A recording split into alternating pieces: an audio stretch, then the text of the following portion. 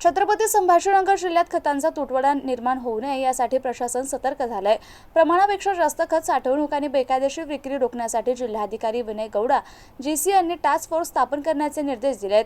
दोषी आढळणाऱ्यांवर दुकानदारांवर कडक कारवाई करण्यात येणार आहे। छत्रपती संभाजीनगर जिल्हाधिकारी कार्यालयात झालेल्या जिल्हास्तरीय खतसाठा नियंत्रण समितीच्या बैठकीत हा महत्त्वाचा निर्णय घेण्यात आला। खरीप हंगाम 2025-26 साठी खतांचा पुरेसा साठा उपलब्ध राहावा यासाठी प्रशासनानं नियोजन सुरू केलंय। जिल्ह्यात सध्या युरियाचा सुमारे 10,550 मेट्रिक टन बफर साठा आहे, तर डीपीए खताचा 1200 मेट्रिक टन साठा उपलब्ध आहे। मात्र काही ठिकाणी शेतकऱ्यांच्या गरजेपेक्षा जास्त खत खरेदी किंवा एकाच नावावर मोठ्या प्रमाणात विक्री होत असल्याच्या तक्रारी समोर आल्या आहेत।